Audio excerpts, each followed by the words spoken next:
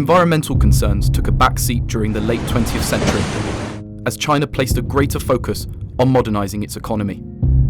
But as the country's national development strategy has adjusted to reflect the problem of climate change and the need for achieving a low-carbon economy, public awareness in protecting their environment has increasingly grown.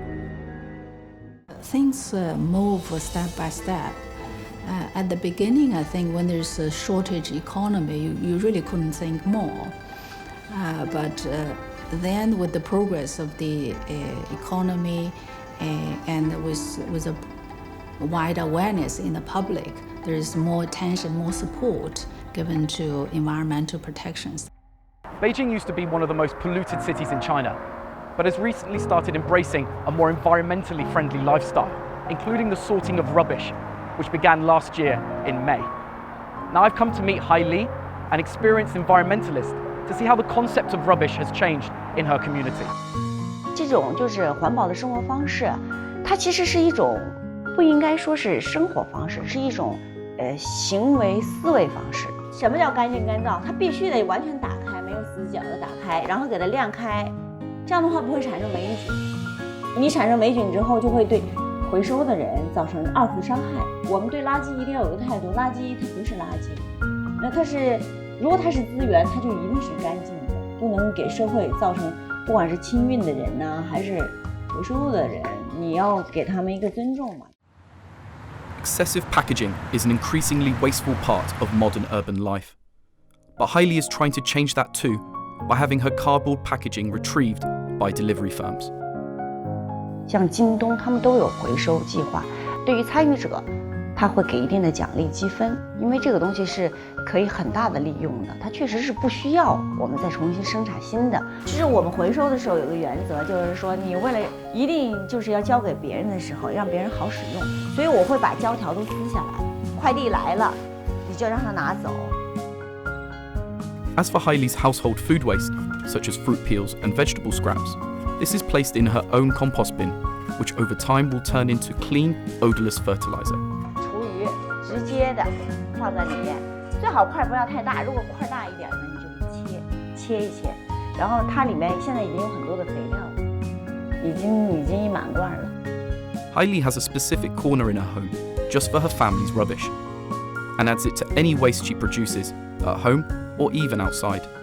当你对垃圾就是产生一种就是责任的时候，你认为这个垃圾会产生一定社会危害的时候，所以呢，你就会就是把你所有能收集到的垃圾会带回家来进行统一的处理，包括我们朋友之间也是这样。比如说我们外出聚会，我会给他们带好这些餐具，用不上就不用，但是如果用得上的话，就可以节约一些这些浪费。It's amazing that Hai Li can live an almost waste-free lifestyle. But even through her enormous efforts, she still can't live completely waste-free. So what happens to the 2 kilograms of rubbish her and her family produce every month?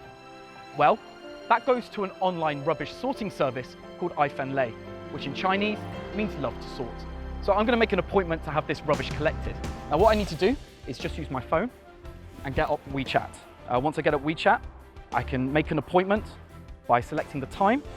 I'm going to go for 2 and 4 o'clock. I can select that and then make my confirmation, and it's all done. Rubbish that has been sorted correctly will earn residents points that can then be exchanged for money at local shops. After Lei has collected the rubbish, it is then sorted into 50 different categories before being packaged and transferred to companies which can process the waste materials. Now behind me is 50 different types of rubbish that's waiting to be recycled. According to manager Xu, the rubbish is then sorted into glass, electronics, dishware and clothing, as well as other recyclable or harmful materials. More than 95% of the waste collected here can be recycled, and it's surprising to see what kinds of everyday items can actually be salvaged. 还有这个 X 光片，对，这是大家生病了之后拍的这个片子，这个可能每家每户有一些，累积起来它就很多了。While plastic dishware and cardboard are removed by waste pickers and sold to recycling plants, the remaining waste is pressed into piles ready to be used as industrial materials. These plastic containers, for instance, could one day be turned into polyester threads and used for making textiles. 就是很老，对吧？对，就是很老的，的。可以收藏了。现在没有啊，对。现在很少了。哎，对。对，这种。哎，这是英语课。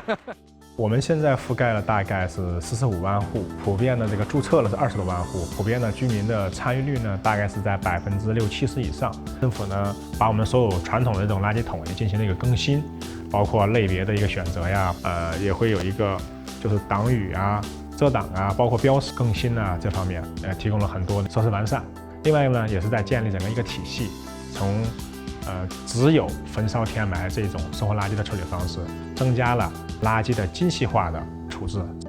Beautifying is a great example of how one man's rubbish can become another man's treasure, and an example of how government-backed schemes can engage the public to create green initiatives. Something like rubbish sorting may seem tiny, but when you have 21 million people involved, like here in Beijing, it can have a massive impact. Whether we are able to avoid dangerous climate change will in large measure be determined by the sustainability of the infrastructure that we build. China, the world's largest car market, now also dominates in the adoption of zero-emission vehicles. In its capital, Beijing, the city has enthusiastically participated in the government's new carbon neutrality pledge to promote the use of climate-friendly and sustainable transport. While most countries are focused on cutting pollution by reducing personal vehicle use, Chinese officials have prioritized another area that they think would have a bigger impact: buses. I'm standing at the refueling depot for one of Beijing's most popular bus routes, the number 1 bus. Now, unlike most depots, which have a strong smell of petrol in the air, this depot doesn't smell of anything, and that's because the buses here are all electric. Now, these electric buses have been in commission since 2017 and can carry up to 80 passengers at one time.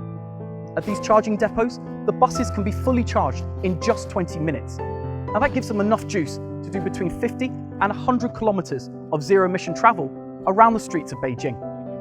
Speaking to Beijing Public Transport's head of technology, Mr. Guo, has revealed some interesting bus-related facts.